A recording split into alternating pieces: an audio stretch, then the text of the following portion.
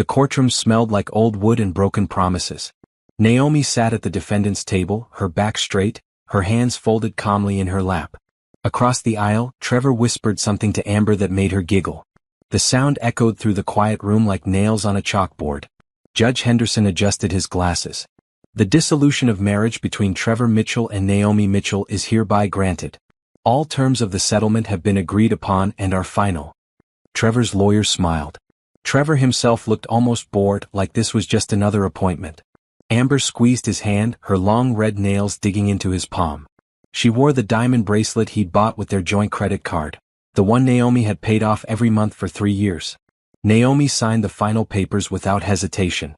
Her signature was neat, practiced. She'd been preparing for this moment for 6 months. The court clerk collected the documents and handed copies to both attorneys. "You're free to go," the judge said. Naomi stood. She wore a simple black dress and heels that made her 5'7" frame even more imposing. Her natural hair was pulled back in a sleek bun. She looked like she was going to a business meeting, not ending a 7-year marriage. She walked toward the exit without looking back. Not at Trevor. Not at Amber. Not at the courtroom where she just legally ended the biggest mistake of her life. "Naomi, wait." Trevor called after her. She didn't stop. Outside the courthouse, the afternoon sun was bright and unforgiving. Naomi descended the stone steps with measured confidence. Trevor and Amber followed her out, their footsteps quick and eager. "Naomi, come on," Trevor said, jogging to catch up. "We should talk about logistics. The house, the utilities, all that." Naomi reached the sidewalk and stopped. For a moment, Trevor thought she might actually engage. Amber stood beside him, her arm linked through his, her expression smug. "You're going to be okay, right?" Amber asked, her voice dripping with fake concern. "I mean, financially?" Trevor said, "You might struggle on your own." Naomi looked at Amber for the first time since entering the courthouse. Her gaze was cool, almost clinical. Then she looked at Trevor. His hair was freshly cut. His suit was new, another purchase on the credit card she'd paid off. He still had that same cocky smile he'd worn when they first met. She didn't say a word. A black limousine turned the corner and pulled up to the curb directly in front of her. It was sleek and expensive, with tinted windows so dark you couldn't see inside. The chrome detailing gleamed in the sunlight. Trevor's smile faltered. "What's this?" A driver stepped out from the front seat. He was a tall black man in his 50s, wearing a perfectly tailored charcoal suit and white gloves. He walked around the car with practiced grace and opened the rear passenger door. "Miss Hartley," he said with a slight bow. Naomi smiled, a real smile, warm and genuine. "Thank you, Bernard." She slid into the back seat without hesitation. Through the open door, Trevor caught a glimpse of cream leather interior, polished wood panels, and a bottle of champagne resting in an ice bucket. Someone was already inside, a man in an expensive suit, his face partially hidden in shadow. Bernard closed the door with a solid, final thud. He returned to the driver's seat, and the limousine pulled away from the curb smoothly, silently. Trevor stood frozen on the courthouse steps. Amber's mouth hung open. "Who the hell was that?" Amber asked. Trevor didn't answer. He couldn't. He watched the limousine disappear down the street, his mind racing. Naomi had never mentioned knowing anyone who rode in cars like that. She'd never mentioned having money. She'd always been so careful with finances, always talking about budgets and savings. "Trevor?" Amber tugged on his sleeve. "Who was that man in the car?" "I don't know," Trevor said quietly. For the first time since he'd started his affair, a cold feeling of dread settled in his stomach. Naomi had walked away from their marriage like it was nothing. No tears. No anger. No begging. And now she was riding away in a limousine that probably cost more than his yearly salary. "Maybe it's just a friend giving her a ride," Amber said, but her voice was uncertain. Trevor's phone buzzed. A text from his credit card company, payment overdue. $4,200 balance. He'd been counting on Naomi to pay it off like she always did. She always handled their finances, always made sure everything was covered. "Come on," Amber said, pulling him toward her beat-up Honda Civic in the parking lot. "Let's go celebrate. We're finally free." But Trevor couldn't shake the image of Naomi sliding into that limousine like she owned it, like she belonged there, like she'd been waiting for this moment all along. What did he really know about his ex-wife? And what had he just lost? 3 years before the divorce, Naomi sat in her grandmother's hospital room, holding the old woman's frail hand. Dorothy Hartley had lived 93 years with dignity and grace. Now, in her final hours, she wanted to make sure her granddaughter understood what was coming. The trust fund, Dorothy whispered, her voice weak but clear. You can access it when you turn 30. $12 million. But Naomi, you listen to me. Naomi leaned closer. I'm listening, Grandma. Don't tell that husband of yours. Not yet. I don't trust him. Grandma, Trevor's a good man. He married you without asking about your family. He doesn't know the Hartley name means anything. That tells me he doesn't care about where you come from. Dorothy squeezed her granddaughter's hand with surprising strength. Promise me you'll wait. See who he really is before you share this with him. Naomi promised, though at the time she thought her grandmother was being paranoid. Dorothy died that night. At the funeral, Trevor complained about taking time off work. He didn't understand why Naomi needed a full week to grieve. He'd never met Dorothy, always had some excuse when Naomi suggested visits. The reading of the will happened on a Tuesday. Naomi went alone, telling Trevor it was just formalities. The lawyer, an elderly man named Mr. Pemberton, laid out everything in his office. Your grandmother's estate is quite substantial, he said, sliding papers across his desk. The primary asset is a trust fund established in 1975. Current value, $12,400,000. You can access it now that you're 30. Naomi's hands trembled. 12 million? Your grandmother was very wise with investments. The Hartley family made their fortune in textiles and real estate in the 1920s. Your grandmother preserved and grew that wealth carefully. Mr. Pemberton folded his hands. She left specific instructions. She wanted you to be independent before accessing these funds. She wanted you to know your own strength first.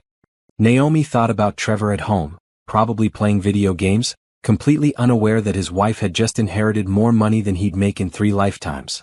What should I do? She asked. That's entirely up to you, Mr. Pemberton said. But your grandmother also left advice. She said to invest in real estate. Property can't lie to you, she said. It can't cheat on you. It's solid ground beneath your feet. Naomi left the lawyer's office with a certified check and a head full of thoughts. She drove home slowly, trying to process everything. $12 million. Financial freedom. The ability to do anything she wanted. She pulled into the driveway of their modest 3-bedroom house. Trevor's car was already there. She sat in her vehicle for a long moment, staring at their home. They'd been married for 4 years. They were comfortable, happy enough. Trevor worked in sales for a medical supply company. She was a corporate accountant at a mid-sized firm. They had plans to start a family soon. Inside, Trevor was on the couch with a beer watching a basketball game. Hey babe, he said without looking away from the screen. How'd it go? Fine, Naomi said. Just paperwork stuff. Your grandma leave you anything good? Maybe some jewelry you could sell? Naomi's stomach tightened. Just some personal items. Photo albums, her wedding ring. That's it? I thought rich old ladies always had money hidden somewhere. Trevor laughed. Guess not, huh? Naomi went to their bedroom and sat on the bed. She thought about her grandmother's warning. She thought about how Trevor had just assumed there was no money. She thought about how quickly he'd suggested selling jewelry. She opened her laptop and started researching real estate investment strategies. By midnight, she'd found 3 apartment buildings for sale in the city. By the end of the week, she'd hired a financial advisor and a real estate attorney, both sworn to confidentiality. She told Trevor she was working late more often. Really, she was viewing properties, meeting with contractors, learning the business. She created an LLC under her grandmother's maiden name, Hartley Holdings.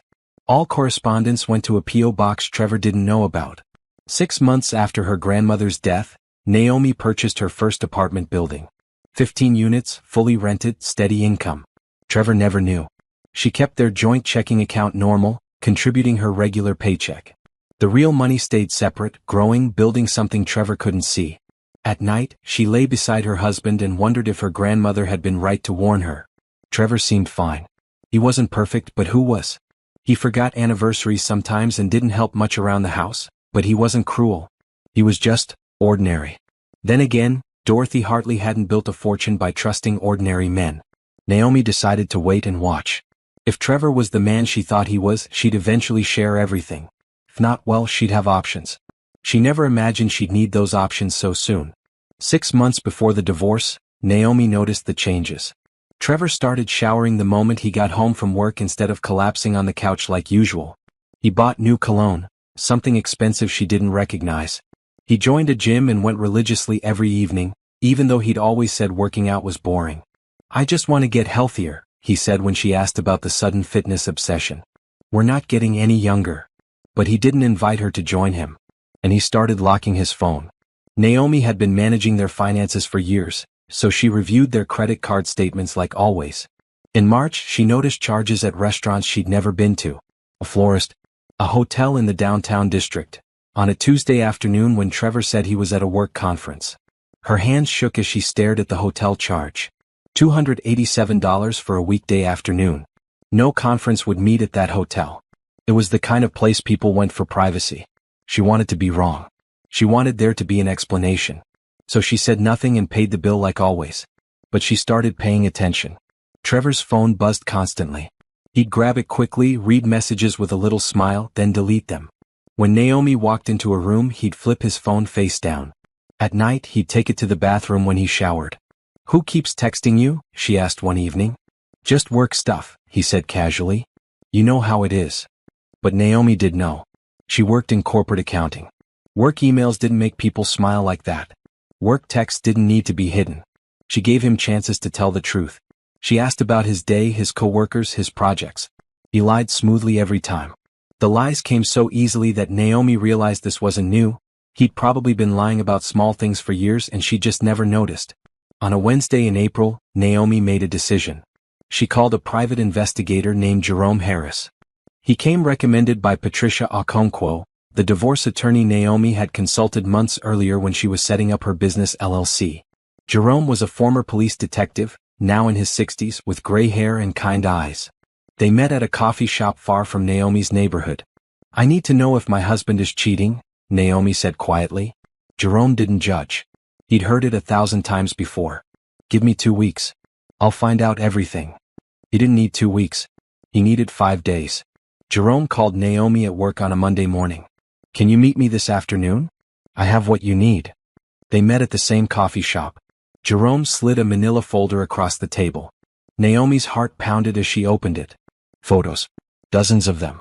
Trevor and a woman with long blonde hair and too much makeup. Kissing in a parking lot. Holding hands at a restaurant. Entering that same hotel. 3 different visits captured on camera. "Her name is Amber Rodriguez," Jerome said gently. "She's a receptionist at your husband's company. They've been seeing each other for about 8 months based on what I could track." 8 months. Naomi's vision blurred.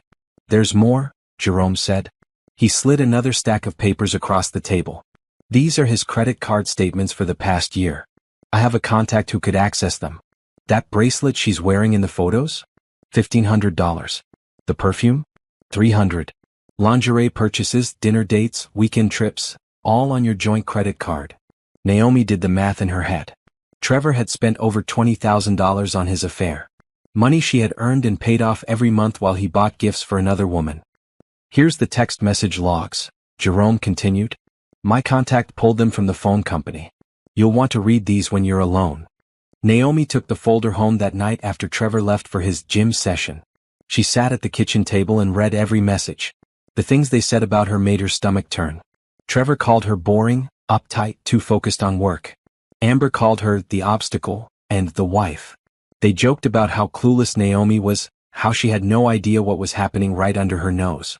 In one message Trevor wrote, "She'll be devastated when I leave her. But honestly, I can't wait to be free." Amber replied, "She'll probably beg you to stay. They always do." Naomi closed the folder. She didn't cry. She didn't scream. She felt something colder than anger settle in her bones. They thought she'd beg. They thought she'd be devastated. They thought she needed Trevor. They had no idea who she really was. Naomi opened her laptop and reviewed her real estate portfolio. 3 apartment buildings now worth a combined $18 million. Monthly rental income, $95,000. Her trust fund had grown to $14 million through careful investments. She pulled up her bank account statements. Her personal wealth, hidden from Trevor this entire marriage, totaled $32 million. Naomi picked up her phone and called Patricia Okonkwo. "I'm ready to file," she said. "And I want him to get nothing." While Trevor continued his affair, believing Naomi was clueless, she built an empire in the shadows. Every evening when Trevor left for the gym, Naomi attended property viewings, contractor meetings, and investment consultations. She told Trevor she was working late on a big project at her accounting firm. He barely listened when she talked about work anyway. By July, Hartley Holdings owned 5 properties, 3 apartment buildings, 1 commercial office space, and a small shopping plaza. Her property manager, a sharp woman named Simone Crawford, handled the day-to-day operations while Naomi focused on acquisitions and strategy. "You have an eye for undervalued assets," Simone told her during one of their weekly meetings. "These properties are going to triple in value over the next 5 years." Naomi smiled. "My grandmother taught me that land and buildings don't lie. They're solid." "Unlike some people," Simone said, glancing at the photo on Naomi's phone screen. Her wallpaper still showed her and Trevor from their wedding day. Naomi had told Simone about the affair. She had to tell someone, and Simone had proven trustworthy. The older woman had been through her own divorce years ago. "When are you going to confront him?" Simone asked. "When everything is in place," Naomi said. "I won't give him a chance to hide assets or claim he deserves any of this. I need my legal protection airtight." That's when Naomi intensified her work with Patricia Okonkwo. The attorney was a powerhouse, a Nigerian immigrant who'd built one of the most successful family law practices in the state. She wore bold colors and spoke with absolute confidence. "Your prenuptial agreement is your shield," Patricia explained, reviewing the document Trevor had insisted they sign before marriage. "He wanted to protect his assets in case you made more money than him. Ironic, isn't it?" "Very," Naomi said. "Everything you inherited or earned separately stays separate. He gets nothing from Hartley Holdings. The house you're living in, you've been paying the mortgage from a separate account, correct?" "For the past 2 years, yes. I diverted funds from my real estate income to cover it. Trevor thinks his paychecks are covering it, but I've been depositing his contributions into a savings account he doesn't know about." Patricia grinned. "That house is yours then. He'll have to move out." They spent weeks preparing. Patricia gathered all the evidence of Trevor's affair, his financial irresponsibility, and his violations of their prenuptial agreement. Jerome provided additional documentation, hotel receipts, restaurant bills, even a recording of Trevor telling a coworker about his plans to divorce Naomi, "Once I figure out how to keep the house." In August, Naomi purchased her 6th property, a luxury apartment building with a penthouse unit. She had the penthouse furnished in secret. Custom furniture, modern art, a kitchen with top-of-the-line appliances. It was her escape plan, ready when she needed it. Trevor noticed nothing. He was too busy with Amber. Naomi watched him lie to her every day. He'd kiss her goodbye in the morning, tell her he loved her, then spend his lunch break texting his mistress. She saw everything now, every deception, every fake smile. "Doesn't it hurt?" Simone asked during one of their meetings. "Living with him while knowing?" "No," Naomi said honestly. "I stopped loving him the moment I read those text messages. Now he's just a problem I'm solving." By September, Naomi's portfolio was worth $38 million. Her monthly income from rent exceeded $200,000. She'd also started a charitable foundation in her grandmother's name, planning to fund educational programs for young women. Trevor came home one night bragging about a bonus at work. $5,000, baby. We should take a trip or something." Naomi smiled. "That's great, honey." She'd made $5,000 that afternoon in rental income alone. But she let him have his moment. "I'm thinking we should start trying for a baby soon," Trevor said, sitting beside her on the couch. "We're not getting younger." Naomi's stomach turned. He was planning a future with her while sleeping with Amber. The audacity was almost impressive. "Let's wait a bit longer," she said carefully. "I want to make sure we're really ready." Sure, Trevor said, already distracted by his phone. Another text from Amber, no doubt. That night, Naomi lay awake beside her sleeping husband. She felt no sadness anymore. Just determination. October arrived with cooler weather. Naomi scheduled the confrontation for a Sunday evening. Everything was ready, the divorce papers prepared, her new penthouse furnished, her bank accounts separated, her evidence organized. She'd given Trevor 7 years of her life. 7 years of loyalty, of paying bills he didn't contribute to, of building a home while he tore it apart behind her back. Now she was taking back her power. And Trevor had no idea what was coming. The Sunday evening Naomi had chosen was unremarkable, cool October air, quiet neighborhood, nothing special. Trevor was in the living room watching football, a beer in hand, completely relaxed. Naomi walked in and turned off the television. "Hey," Trevor protested. "The game's on." "We need to talk," Naomi said. She placed a manila folder on the coffee table between them. Trevor's expression shifted from annoyance to confusion. What's this about? Open it. He reached for the folder slowly like it might bite him. Inside were the photos. Him and Amber kissing, holding hands, entering hotels. His face went pale. Naomi, I can explain. Don't. Her voice was calm, almost detached. There's more. She pulled out the credit card statements with charges highlighted in yellow. Every gift, every dinner, every hotel room. $23,000 over 8 months. The text messages are in there too, she continued. All the times you called me boring. All the times you and Amber laughed about how clueless I was. All your plans to leave me once you figured out how to keep the house. Trevor's hands shook as he flipped through the evidence. Baby, listen, it's not what it looks like. It's exactly what it looks like. He stood up, his shock turning to anger. You had me followed? You invaded my privacy? You used our money to buy gifts for your mistress. You lied to me every single day. But sure, let's talk about privacy. Trevor ran his hands through his hair. His phone buzzed on the coffee table. Amber's name flashed on the screen. He ignored it. Okay, yes, I made mistakes, he said, switching tactics. But we can work through this. Marriage counseling, whatever you want. I'll end things with her right now. I want a divorce. The words hung in the air. Trevor stared at her like she'd spoken a foreign language. You don't mean that, he said. I've already filed the papers. You'll be served tomorrow at work. Trevor's face turned red. You can't just, Naomi, be realistic. You can't afford this house on your own. Your job doesn't pay that well. You need me. Naomi almost laughed. Do I? Yeah, you do. Who's going to help with bills? Who's going to? He gestured around their home. You think you can maintain all this alone?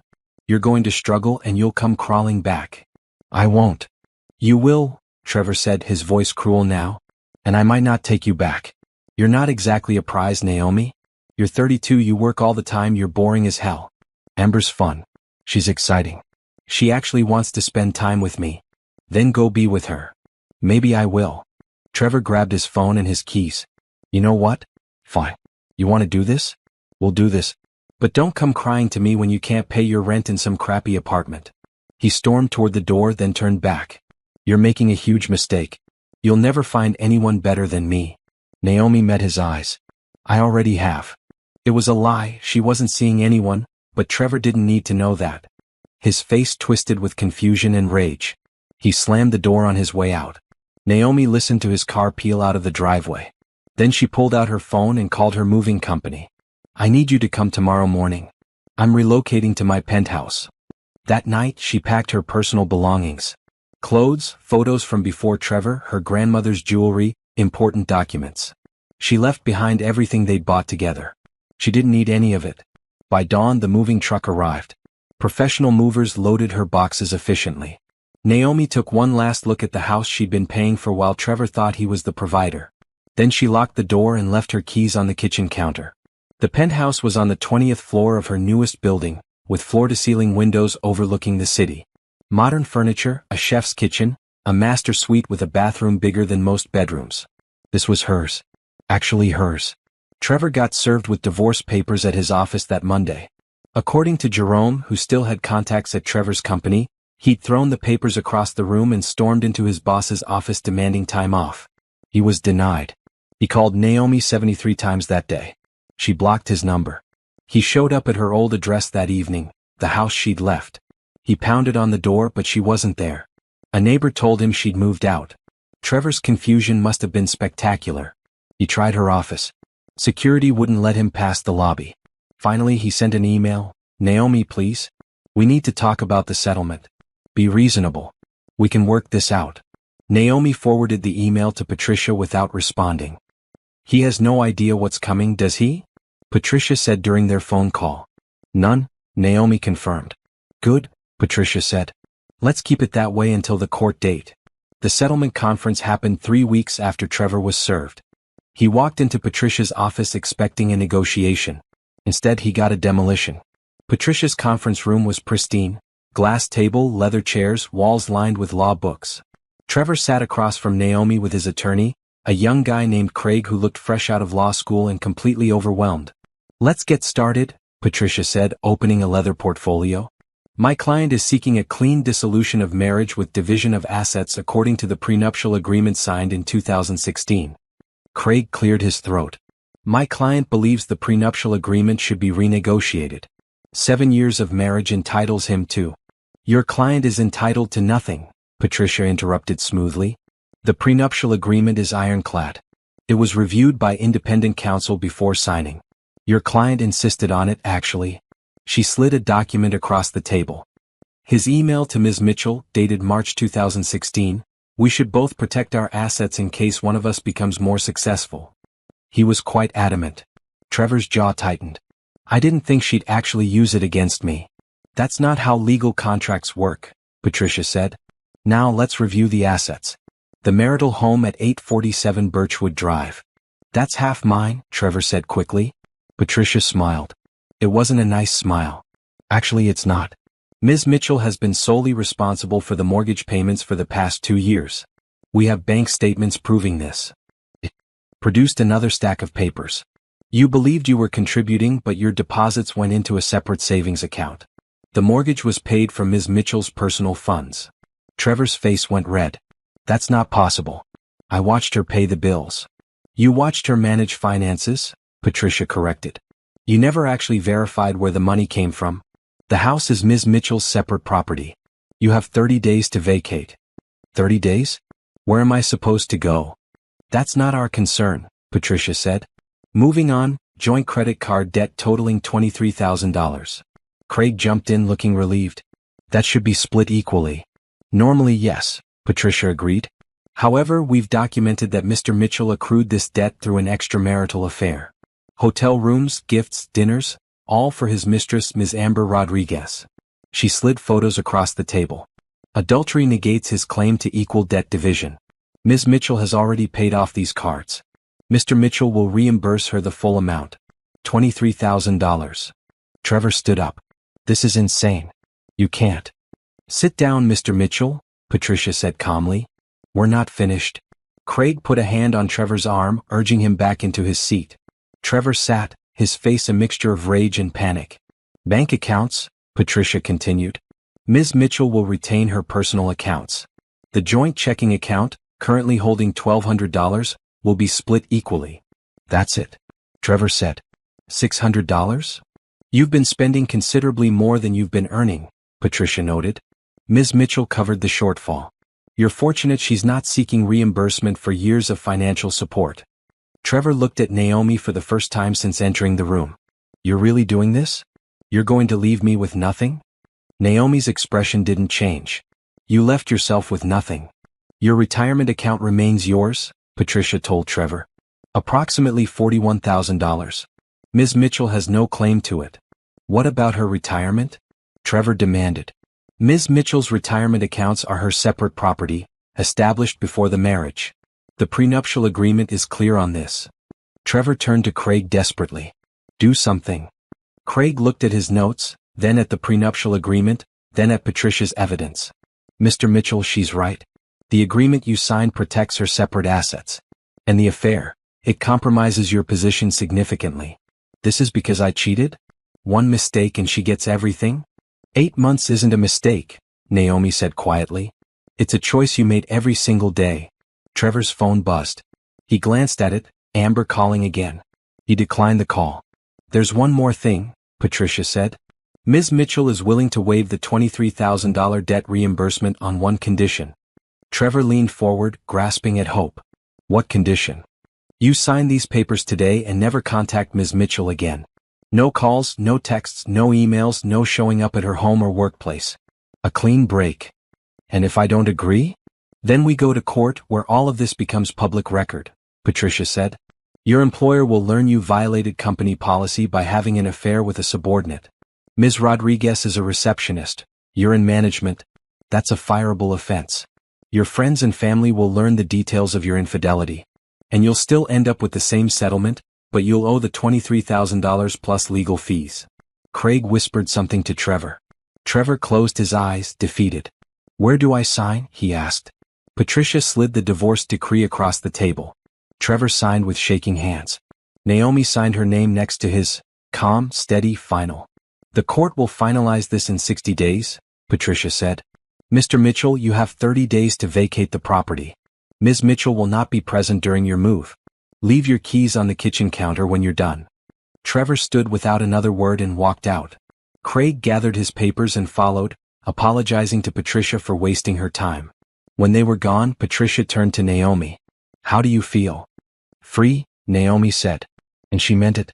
3 months after the divorce was finalized, Naomi sat in a conference room at the Chicago Hilton, surrounded by real estate developers and investors. The National Commercial Real Estate Summit was the biggest industry event of the year, and Hartley Holdings had been invited to present. Naomi stood at the podium, a slideshow behind her showing her portfolio, 8 properties now worth $45 million combined. She wore a navy blue suit, her natural hair in elegant locks, her confidence radiating through the room. Affordable housing isn't just good ethics, she told the audience. It's good business. The demand is there. The need is there. And investors who recognize this early will dominate the market for decades.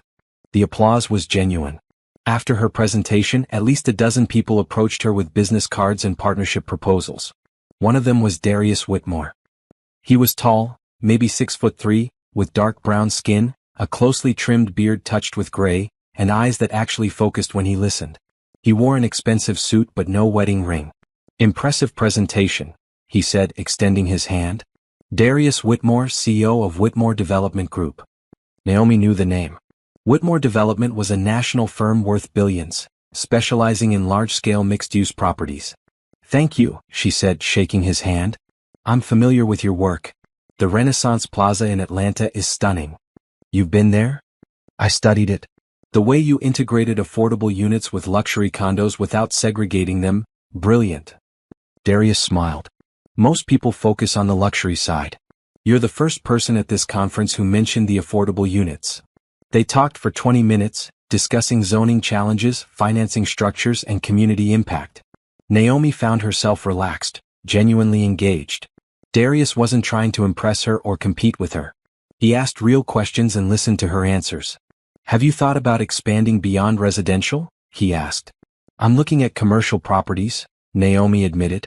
But my focus is creating stable communities. Residential gives me that foundation. Smart, Darius said. Would you be interested in consulting on a project I'm developing? Mixed-use property in Detroit. I could use someone with your perspective. Consulting or partnership? Partnership, Darius said without hesitation. I don't need a consultant. I need a partner who actually cares about the communities we're building in. Naomi considered it. Send me the details. I'll review them. They exchanged contact information.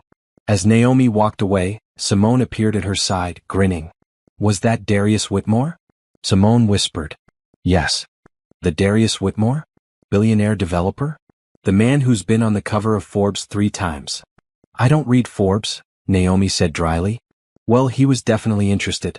And I don't just mean in business. Simone, please. But over the next few weeks, Naomi found herself communicating with Darius regularly. He sent the Detroit project details, a $200 million development with residential, retail, and community spaces. The numbers were solid. The mission aligned with hers. They scheduled calls to discuss it. Those calls often ran long, veering from business into personal territory. Naomi learned Darius was divorced, had been for 5 years. He had 2 daughters in college. He'd built his company from nothing, starting with a single apartment building 30 years ago. Sounds familiar, Naomi said during one call. Your story? Darius asked. My grandmother started small too. She taught me that you don't need to start with millions. You just need to start. Your ex-husband, Darius said carefully. Did he support your business? Naomi laughed, a bitter sound. He didn't know about it. He thought I was just an accountant living paycheck to paycheck. How is that possible? I kept it separate. Turned out to be a wise decision when he decided to cheat on me with a receptionist. His loss, Darius said quietly. I mean that. Something in his tone made Naomi's heart skip.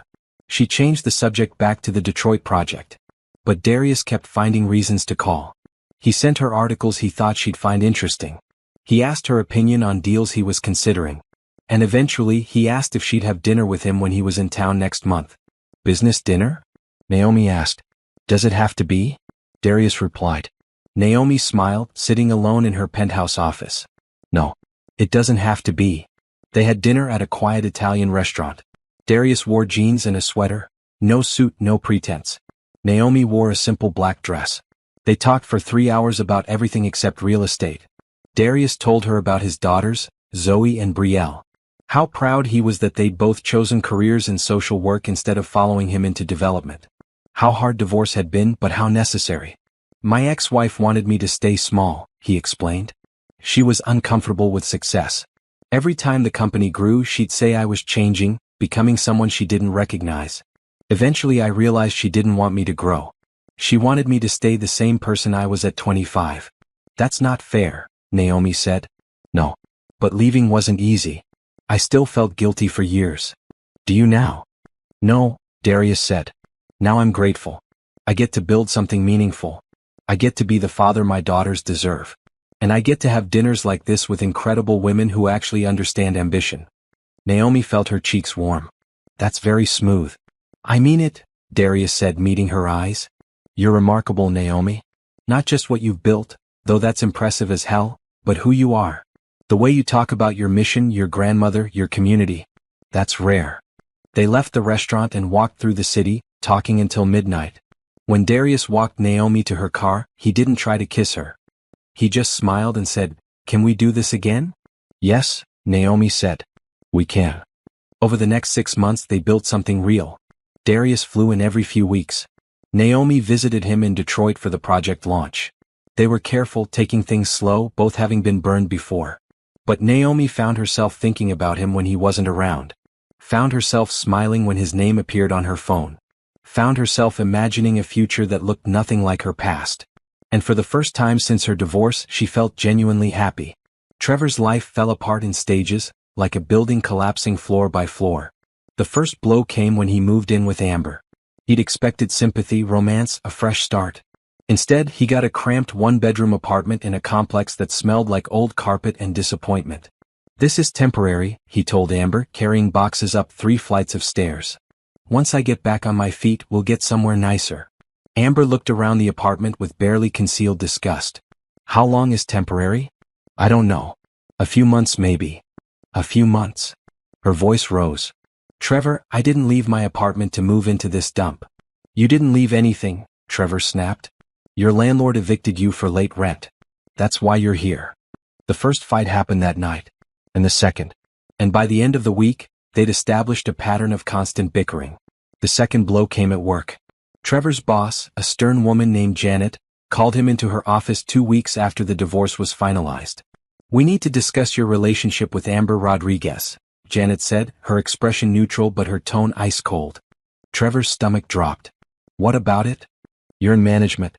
She's a subordinate. That's a violation of company policy regarding workplace relationships." "We're not, we weren't," Trevor stammered. Janet slid a printed email across her desk. It was from Amber to a coworker, dated 4 months ago. "Trevor and I are going to that new restaurant downtown tonight. Don't tell anyone, lol." Ms. Rodriguez forwarded this to her personal email, which she accessed on a company computer, Janet explained. IT flagged it during a routine audit. Further investigation revealed dozens of similar emails, text messages sent during work hours, and security footage of you two in the parking garage. "Janet, I can explain. You violated policy for 8 months, Mr. Mitchell. You used company time and resources to conduct a personal affair. That's grounds for immediate termination." "You're firing me?" "No," Janet said. "But you're being demoted. You'll return to a sales associate position with a 40% pay cut. Consider it mercy." Trevor left her office in shock. 40%. His salary dropped from $75,000 to $45,000 in one conversation. When he told Amber that night, she stared at him like he'd grown a second head. "$45,000? She repeated. "That's it. It's temporary until I find something better." "When?" "I don't know, Amber. I'm doing my best." "Your best sucks," she said, grabbing her purse. "I'm going out." She went out a lot after that. Sometimes she came home smelling like cologne that wasn't Trevor's. He didn't ask. He was afraid of the answer. The third blow came when Trevor drove past Naomi's old apartment building, the one she'd moved into after leaving their house. He'd looked up her address in the divorce papers. He wanted to see where she was living, wanted to confirm she was struggling like he'd predicted. Instead, he saw her name on a bronze placard near the entrance, Hartley Holdings LC, property owner. Trevor parked and stared at that placard for 10 minutes. She owned the building. His ex-wife owned an entire apartment building.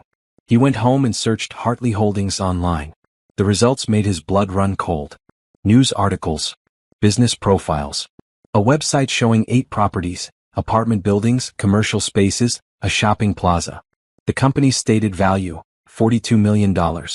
Trevor's hands shook as he clicked through photos of Naomi at industry conferences, cutting ribbons at grand openings, shaking hands with city officials. In every photo she looked powerful, confident, successful. She'd been a millionaire their entire marriage. She'd built a real estate empire while he thought she was just working late at her accounting job. "What are you looking at?" Amber asked, peering over his shoulder. "My ex-wife apparently owns a real estate company worth millions." Amber was quiet for a long moment. Then, "And you cheated on her with me?" "I didn't know." Trevor shouted. "You're an idiot," Amber said flatly.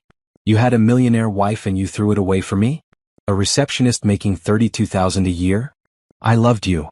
"No," Amber said, her voice cold. "You loved the idea of me. You loved that I made you feel important. But guess what? You're not important, Trevor. You're a middle-aged guy with a mediocre job and no money. And I'm done." She started packing that night. By morning she was gone. She'd left a note.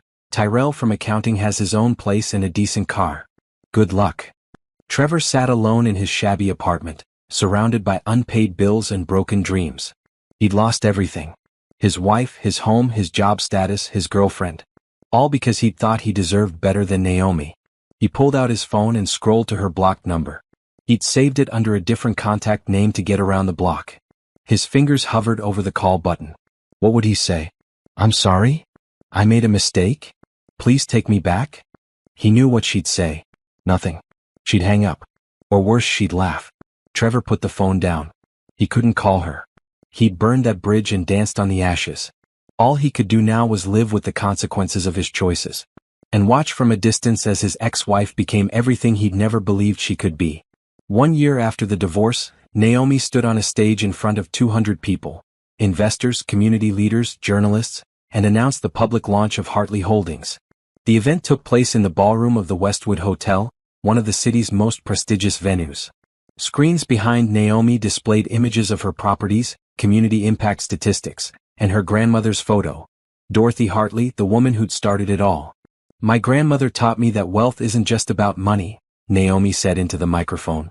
"It's about what you build, who you help, and what you leave behind. Hartley Holdings isn't just a real estate company. It's a legacy."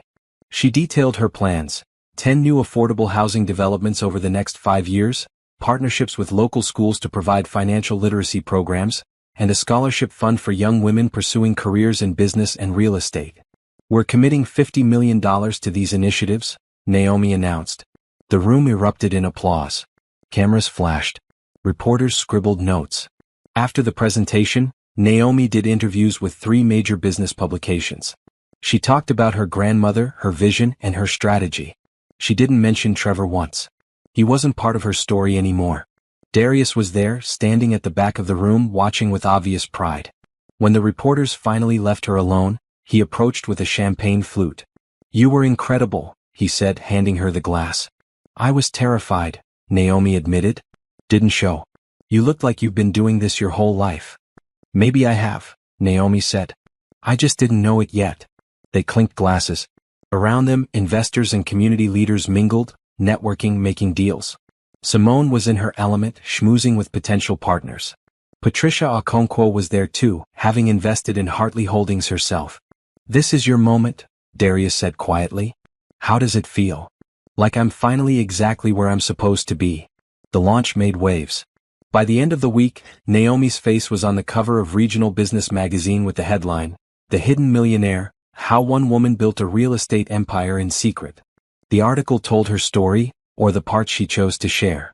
Her grandmother's legacy. Her strategic investments. Her vision for affordable housing. The writer called her a force of nature in designer heels. Trevor saw the magazine at a newsstand. He was walking home from his sales job, exhausted and broke, when the cover caught his eye. Naomi's face, confident and beautiful, staring out at him. He bought the magazine and read it on a bench outside a coffee shop he couldn't afford to enter. Every word was a knife. When asked about her personal life, Ms. Hartley Mitchell, who has reverted to her maiden name, spoke warmly about her late grandmother but declined to discuss her recent divorce. "That chapter is closed," she said. "I'm focused on building something that matters." The article mentioned her partnership with Whitmore Development Group. It showed photos of Naomi and Darius at the Detroit project groundbreaking, standing close, both smiling. Trevor's new girlfriend, a cashier at a grocery store where he shopped, walked by and saw him reading. "Isn't that your ex-wife?" she asked. "Yeah," Trevor said numbly. "She's really successful." "What does she do?" "She owns a real estate empire worth $50 million. His girlfriend stared at him. "And you divorced her?" "She divorced me," Trevor corrected. "Why?" Trevor couldn't answer that. Couldn't admit he'd cheated, that he'd thrown away the best thing in his life for someone who'd left him the moment his money dried up. "It's complicated," he finally said. His girlfriend shrugged and kept walking. Trevor sat on that bench for another hour, reading the article over and over, torturing himself with what he'd lost. Naomi never thought about Trevor anymore. She had no idea he'd seen the magazine or that he spent his nights scrolling through news articles about Hartley Holdings, watching his ex-wife's success from a distance. She was too busy actually living, building, growing, creating something bigger than revenge, bigger than anger, bigger than anything Trevor had ever imagined she could be. And in the quiet moments, when she and Darius talked late into the night about their next project or their dreams for the future, Naomi realized something profound. The best revenge really was living well. She'd won. Not because Trevor had lost, but because she'd found herself. 2 years after the divorce, Naomi received an invitation to the annual Youth Education Gala, the city's most prestigious charity event. 500 guests, black tie dress code, and an audience full of the region's most influential people. Hartley Holdings had been asked to be a presenting sponsor. Naomi would give a speech about her new initiative, building educational centers in underserved neighborhoods. She wore a custom gown, deep emerald green with delicate beading that caught the light when she moved. Her locks were styled in an elegant updo. Diamond earrings, her grandmother's, sparkled at her ears. Darius arrived at her penthouse to pick her up. He wore a classic black tuxedo and couldn't take his eyes off her. "You look stunning," he said. "You clean up pretty well yourself," Naomi teased. They'd been officially together for 6 months now, taking their time, building something real.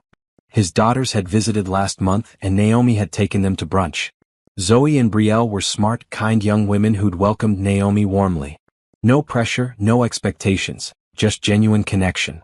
The gala was held at the Grand Ballroom downtown. Chandeliers glittered overhead. A string quartet played classical music. Waiters circulated with champagne and hors d'oeuvres. Naomi mingled with donors, city council members, and fellow business leaders.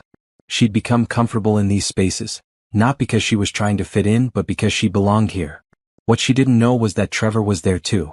After losing his sales job 6 months ago, Trevor had taken work wherever he could find it. Tonight, he was part of the catering staff, a server carrying trays of champagne through the crowd, invisible to the wealthy guests. He'd cut his hair shorter, trying to look professional. His white server's jacket was crisp but cheap. He'd gained weight from stress and poor eating habits. At 35, he looked 45. Trevor recognized several people from his old life, colleagues who'd moved up while he'd crashed down. They didn't recognize him in his server's uniform. He was part of the background now. Then he saw Naomi. She stood near the stage talking with the mayor. Even from across the room, she was radiant, confident, happy. Nothing like the woman he'd left crying in their living room, except she'd never cried. He'd imagined she would, but she never had. Beside her stood a tall man in an expensive tuxedo. Trevor recognized him from the magazine article. Darius Whitmore, billionaire developer. The man put his hand on the small of Naomi's back, a gesture so natural and comfortable it was clear they were together. Trevor's hands shook. Champagne glasses rattled on his tray. "Careful," his supervisor hissed, walking past. Trevor steadied himself and moved through the crowd, serving drinks, trying not to look at Naomi. But he couldn't help it. She was magnetic. The program began. Naomi was introduced as the keynote speaker. She walked onto the stage to enthusiastic applause, confident and poised. "Good evening," she said into the microphone, her voice clear and strong. 2 years ago, I made a promise to myself and to my late grandmother.